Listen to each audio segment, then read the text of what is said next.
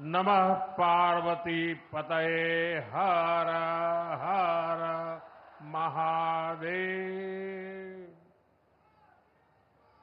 मंच पर विराजमान उत्तर प्रदेश के राज्यपाल आनंदीबेन पटेल, मुख्यमंत्री योगी आदित्यनाथ जी, इस कार्यक्रम में टेक्नोलॉजी के माध्यम से जुड़े अन्य राज्यों के सम्मानित गवर्नर, मुख्यमंत्रीगण,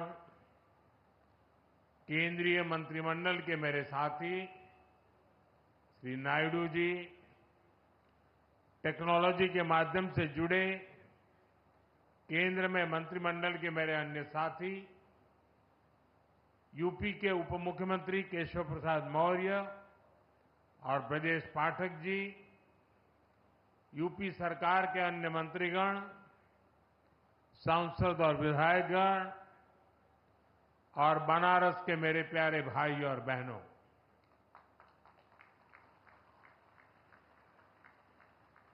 आज एक बार फिर बनारस के घरे आवे के मौका मिलल है।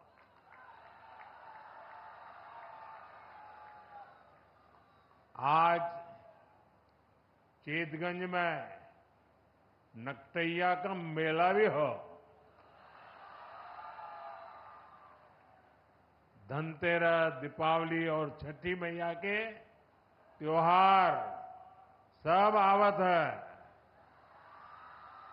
और उससे पहले आज काशी विकास के पर्व का साक्षी बनत है।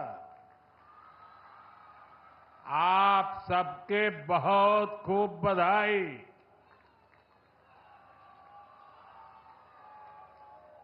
साथियों, काशी के लिए आज का दिन बहुत ही शुभ है।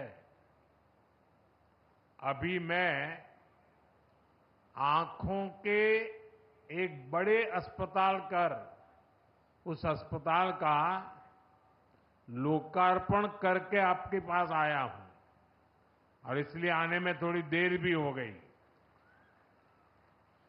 शंकरा नेत्र अस्पताल से बुजुर्गों और बच्चों को बहुत मदद मिलने वाली है। बाबा के आशीर्वाद से अभी यहां हजारों करोड़ रुपए के प्रोजेक्ट्स का शिलान्यास और लोकार्पण हुआ है। इनमें देश और यूपी के विकास की उसको नई ऊंचाई देने वाले प्रोजेक्ट भी हैं। आज यूपी, बिहार, पश्चिम बंगाल, एमपी और छत्तीसगढ़ में अलग अलग एयरपोर्ट्स का शुभारंभ हुआ है। इसमें बाबतपुरा एयरपोर्ट के अलावा आगरा और सहारनपुर का सरसावा एयरपोर्ट भी शामिल है। कुल मिलाकर देखें तो आज शिक्षा, कौशल विकास, खेल, स्वास्थ्य, पर्यटन, हर सेक्टर के प्रोजेक्ट्स बनारस को मिले हैं। ये सारे प्रोजेक्ट्स सुविधा के साथ साथ हमारे नौजवानों के लिए रोजगार के अनेक नए अवसर भी लेकर आए हैं। यहां तो सारनाथ है, भगवान बुद्ध की उपदेश भूमि है। कुछ दिन पहले ही मैं अधिधम्म महोत्सव में सम्मिलित हुआ था। आज मुझे सारनाथ के विकास से जुड़ी करोड़ों रुपए की परियोजनाओं का लोकार्पण करने का भी अवसर मिला है। और आप तो जानते हैं, कुछ समय पहले हमने कुछ भाषाओं को शास्त्रीय भाषा के रूप में मान्यता दी। उसमें पाली और प्राकृत भाषाएं भी है और पाली भाषा का सारनाथ से विशेष नाता है, काशी से विशेष नाता है, प्राकृत भाषा का भी विशेष नाता है और इसलिए उसका शास्त्रीय भाषा के रूप में गौरव प्राप्त होना ये हम सबके लिए गौरव का विषय है। मैं विकास की इन सभी परियोजनाओं के लिए आप सब मेरे काशीवासियों को और देश के सभी नागरिकों को बहुत बहुत बधाई देता हूं। साथियों, आपने मुझे जब लगातार तीसरी बार सेवा करने का आदेश दिया था तब मैंने 3 गुना गति से काम करने की बात कही थी। अभी सरकार को बने 125 दिन भी नहीं हुए हैं। इतने कम समय में ही देश में 15 लाख करोड़ रुपए से अधिक की योजनाओं, परियोजनाओं पर हम काम शुरू कर चुके हैं। इसमें से ज्यादातर बजट गरीबों, किसानों और नौजवानों के नाम पर रहा है। आप सोचिए, 10 साल पहले तक सरकार के लाखों करोड़ रुपयों के घोटालों की चर्चा अखबारों में छाई रहती थी। बातचीत का मुद्दा ही लाखों करोड़ों का घोटाला होता था। आज सिर्फ 125 दिन में ही 15 लाख करोड़ रुपए के काम शुरू होने की चर्चा घर घर में हो रही है। यही तो वो बदलाव है जो देश चाहता है। जनता का पैसा जनता पर खर्च हो, देश के विकास पर खर्च हो, पूरी ईमानदारी से खर्च हो, ये हमारी बड़ी प्राथमिकता है। साथियों, बीते 10 सालों में हमने देश में इंफ्रास्ट्रक्चर निर्माण का एक बहुत बड़ा अभियान शुरू किया है और इंफ्रास्ट्रक्चर के इस अभियान के 2 सबसे बड़े लक्ष्य हैं। पहला लक्ष्य निवेश से नागरिकों की सुविधा बढ़ाने की है। दूसरा लक्ष्य निवेश से नौजवानों को नौकरी देने का है। आज देश भर में आधुनिक हाईवे बन रहे हैं, नए नए रूट्स पर रेलवे ट्रैक बिछाए जा रहे हैं, नए नए एयरपोर्ट बन रहे हैं और ये सिर्फ ईंट, पत्थर और लोहे सरिया का काम नहीं हो रहा, बल्कि इससे लोगों की सुविधा बढ़ रही है। देश के युवाओं को नौकरियां भी मिल रही है। साथियों, आप देखिए, जब हमने बाबतपुरा एयरपोर्ट वाला हाईवे बनाया, एयरपोर्ट पर आधुनिक सुविधाएं बढ़ाई, तो क्या फायदा सिर्फ आने जाने वालों को मिला? नहीं, इससे बनारस के कितने ही लोगों को रोजगार मिला। इससे खेती, उद्योग और पर्यटन तीनों को बल मिला। आज बनारस आने वाले लोगों की संख्या तेजी से बढ़ी है।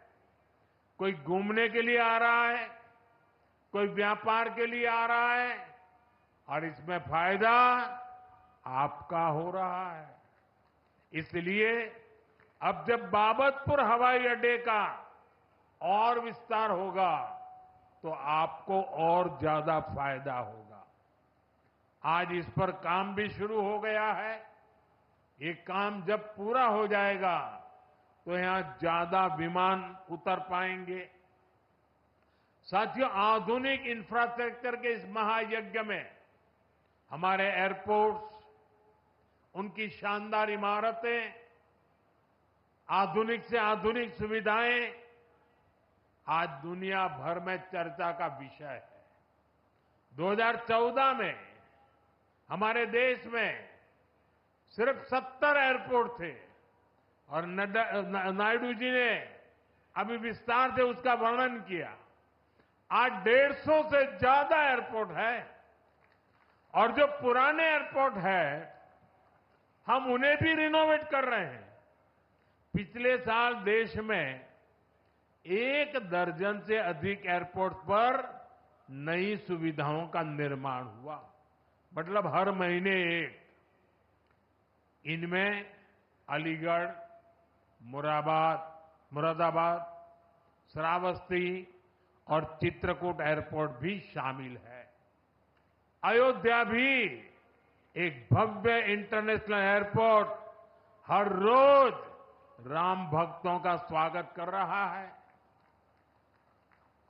आप जरा सोचिए, वो भी दिन थे जब यूपी को खस्ताहाल सड़कों के लिए ताने दिए जाते थे। आज यूपी की पहचान एक्सप्रेस वे राज्य के रूप में हुआ है। आज यूपी की पहचान सबसे अधिक इंटरनेशनल एयरपोर्ट वाले राज्य की है। नोएडा के जेवर में भी जल्द ही एक भव्य इंटरनेशनल एयरपोर्ट बनकर तैयार होने जा रहा है। यूपी की इस प्रगति के लिए मैं योगी जी, केशव प्रसाद मौर्य जी, ब्रिजेश पाठक जी, उनकी पूरी टीम की सराहना करता हूं। साथियों, बनारस का सांसद होने के नाते भी जब यहां की प्रगति देखता हूं तो संतोष होता है। काशी को शहरी विकास की मॉडल सिटी बनाने का सपना तो हम सभी ने साथ मिलकर देखा है। एक ऐसा शहर जहां विकास भी हो रहा है और विरासत भी संरक्षित हो रही है। आज काशी की पहचान बाबा विश्वनाथ के भव्य और दिव्य धाम से होती है। आज काशी की पहचान रुद्राक्ष कन्वेंशन सेंटर से होती है। आज काशी की पहचान रिंग रोड और गंजारी स्टेडियम जैसे इंफ्रास्ट्रक्चर प्रोजेक्ट से होती है। आज काशी में रोपवे जैसी आधुनिक सुविधा बन रही है। ये चौड़े रास्ते, ये गलियां, ये गंगा जी के सुंदर घाट आज सबका मन मोह रहे हैं। साथियों, हमारा निरंतर प्रयास है कि हमारी काशी, हमारा पूर्वांचल व्यापार कारोबार का और बड़ा केंद्र बने। इसलिए कुछ दिन पहले ही सरकार ने गंगा जी पर एक नए रेल रोड ब्रिज के निर्माण को स्वीकृति दी है। ई जॉन राजघाट का पुल होना, एकरे पास में एक थे भव्य पुल और बने जा था। एकरे नीचे कई थे ट्रेन चले और ऊपर 6 लेन का हाईवे भी बनी।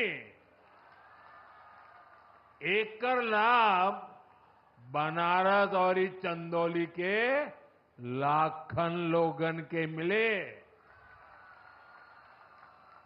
साथियों, हमारी काशी अब खेलों का भी एक बहुत बड़ा केंद्र बनती जा रही है।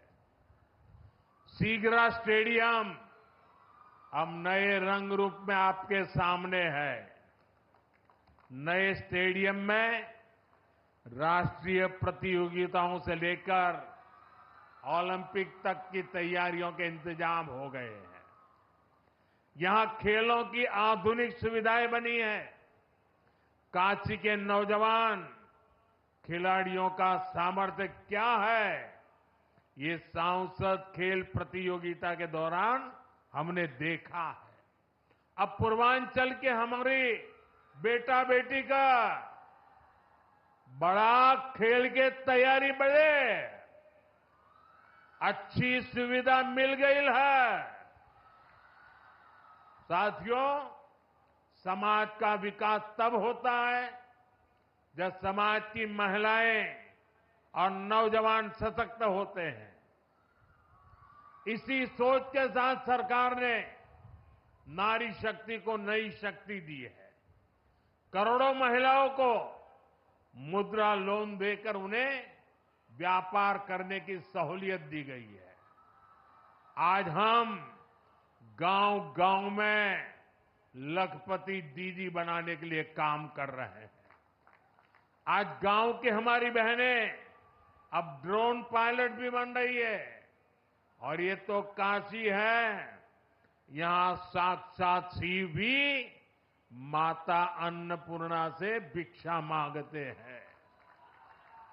काशी ये सिखाती है कि समाज तभी समृद्ध होगा जब नारी सशक्त होगी। इसी भावना से हमने विकसित भारत के हर संकल्प में नारी शक्ति को केंद्र में रखा है। जैसे पीएम आवास योजना ने करोड़ों महिलाओं को उनके अपने घर की सौगात दी है। इसका बहुत बड़ा लाभ यहां बनारस की महिलाओं को भी मिला है। आपको पता है, सरकार अब 3 करोड़ और नए घर बनाने जा रही है। यहां बनारस में भी जिन महिलाओं को पीएम आवास के घर नहीं मिले, उन्हें भी जल्द से जल्द ये घर दिए जाएंगे। हमने घर घर नल, नल से जल और उज्ज्वला गैस तो पहुंचाई है। अब मुफ्त बिजली और बिजली से कमाई वाली योजना भी चल रही है।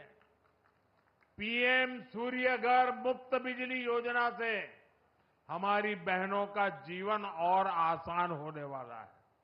साथियों, अपनी काशी बहुरंगी सांस्कृतिक नगरी है।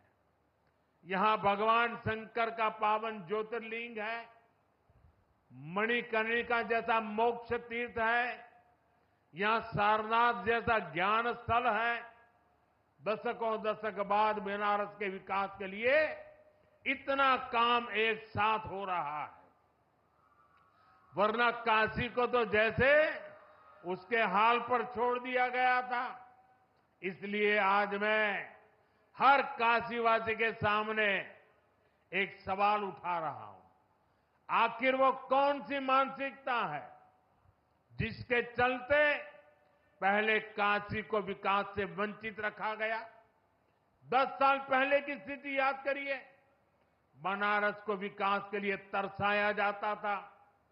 जिन लोगों ने यूपी में लंबे समय तक सरकारें चलाई, जो लोग दिल्ली में दशकों तक सरकार में बैठे रहे, उन्होंने कभी बनारस की परवाह क्यों नहीं की?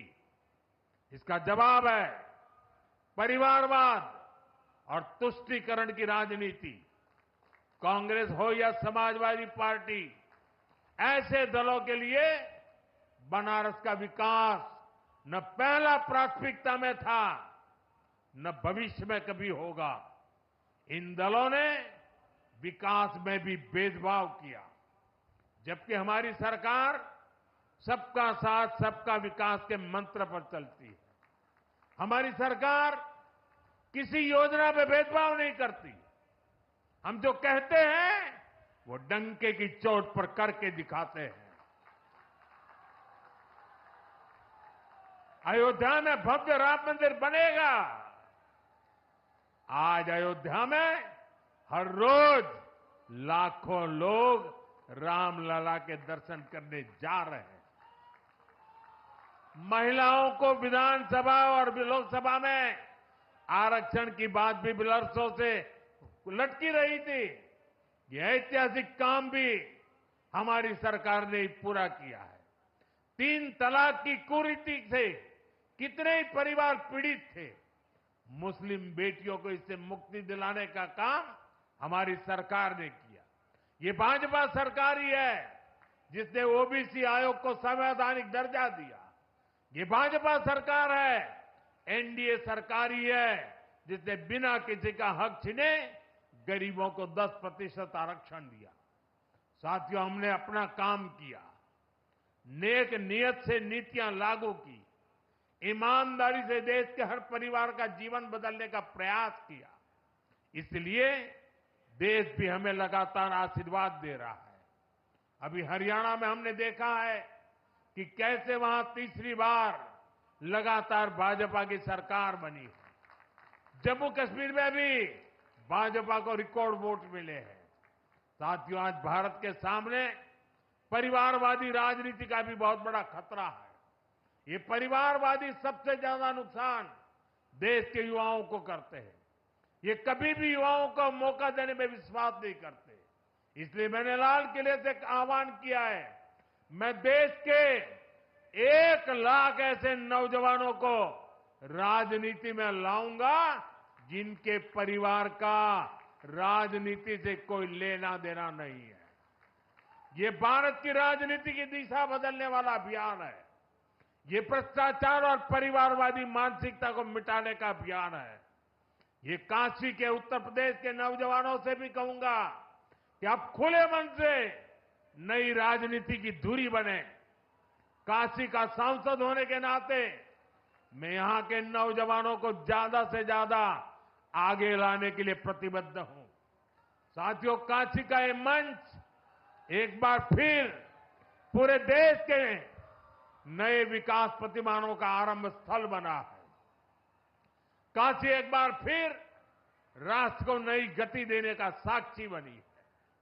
मैं एक बार फिर आज के विकास कार्यक्रम से जुड़े सभी राज्यों को, सभी माननीय गवर्नर्स को, सभी माननीय मुख्यमंत्रियों को और काशी के लोगों को, देशवासियों को बहुत बहुत बधाई देता हूं। मेरे साथ बोलिए, नमः पार्वती पतये हर हर महादेव।